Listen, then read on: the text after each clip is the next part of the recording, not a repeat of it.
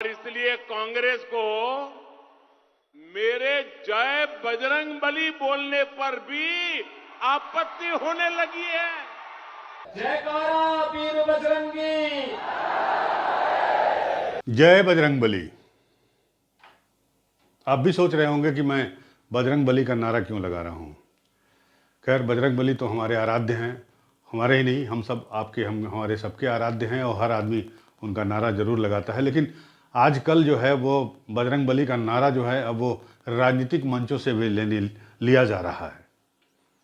बात चाहे प्रधानमंत्री की करें और बात चाहे उत्तर प्रदेश के मुख्यमंत्री योगी आदित्यनाथ की करें, वो भी मंच से जय बजरंग बली का नारा लग रहा है।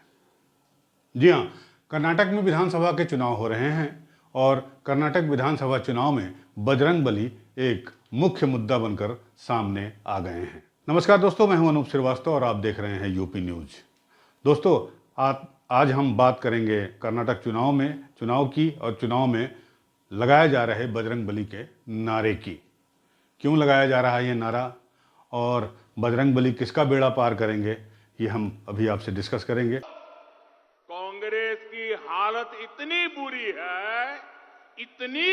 है, उनके पैर कांप रहे हैं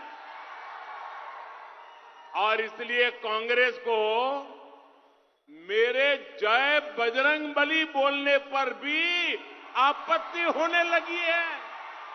उस दौरान हम लोग एक नारा दिया करते थे और नारा होता था जयकारा वीर बजरंगी, हर हर महादेव।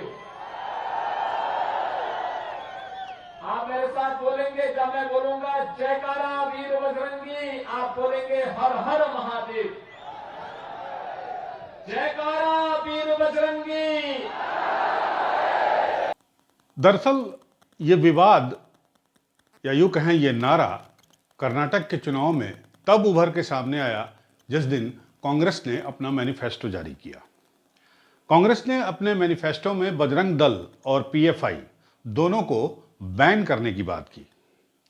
हालांकि अंदरूनी सूत्रों के मुताबिक कांग्रेस का एक धड़ा जो है वो इसके पक्ष में नहीं था कि बजरंग दल का नाम उसमें शामिल किया जाए, लेकिन फिर भी ये जो है तय किया गया या उनके मैनिफेस्टो में ये आया कि इन दोनों संगठनों को बैन किया जाएगा।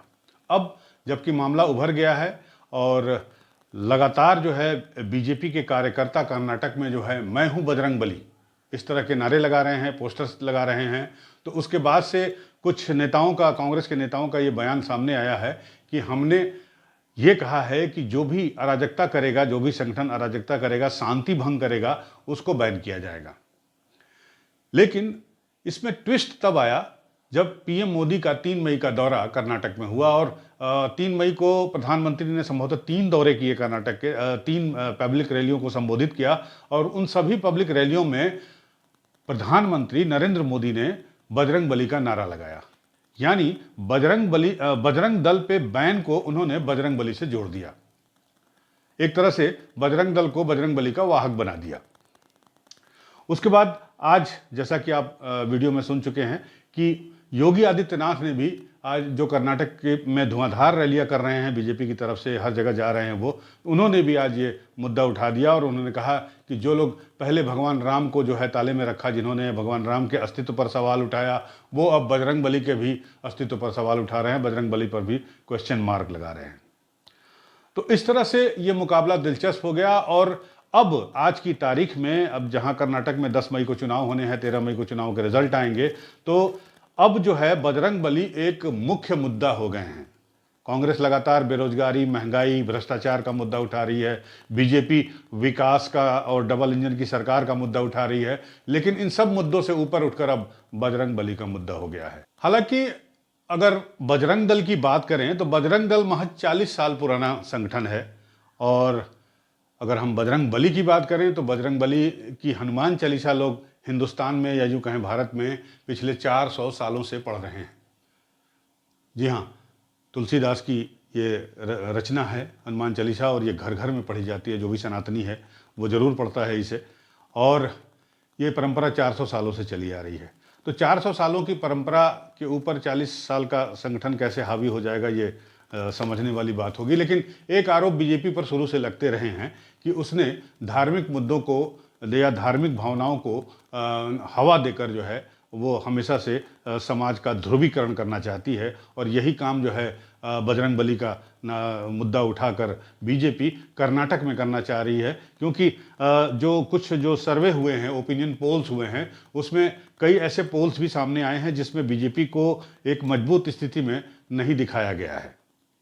तो कुछ लोगों का आरोप यह भी है कि बीजेपी जो है वो कर्नाटक में अपनी सत्ता को रिटेन करने के लिए वहाँ पर इस मुद्दे को उठा रही है, ताकि जो है हिंदू वोट जो है उसको एक साथ मिल सके और उसकी सत्ता वहाँ बनी रहे। कर्नाटक ही एक ऐसा दक्षिण भारत का प्रदेश है जहाँ पर बीजेपी एक मजबूत पार्टी के रूप में उभर कर सामने आई है। जैसा कि आपको पता है कि केरल या तमिलनाडु या आंध्र प्रदेश में अभी तक बीजेपी की पैठ कोई बहुत ज़्यादा नहीं है। तो ये एक कारण माना जा रहा है कि जिसकी वजह से बजरंगबली इस चुनाव में छाए हुए हैं, और बजरंगबली किसका कल्याण करेंगे वो देखने वाली बात होगी। लेकिन फिलहाल तो ये मुद्दा हावी है और देखना ये मुद्दा चलता रहेगा, और जब तक कि वोट नहीं पड़ जाते हैं, और ये मुद्दा इस चुनाव के रिजल्ट पर कितना असर डालता है ये भी देखने वाली बात होगी। तो देखा आपने या आप सुना आपने कि किस तरह से बजरंगबली जो है वो कर्नाटक चुनाव में इस वक्त छाए हुए हैं, और बजरंगबली का आशीर्वाद अब किसको मिलता है ये तो 13 तारीख को जब परिणाम आएंगे तब पता चलेगा। लेकिन बजरंगबली से जुड़ी हर खबर जो कर्नाटक चुनाव से संबंधित है हम आप तक पहुंचाते रहेंगे। आप देखते रहिए यूपी न्यूज़, इसे लाइक करिए, सब्सक्राइब करिए, और अगर फेसबुक पे हैं तो इसे फॉलो करिए। आज के लिए बस इतना ही, मिलते हैं फिर अगले वीडियो में। नमस्कार।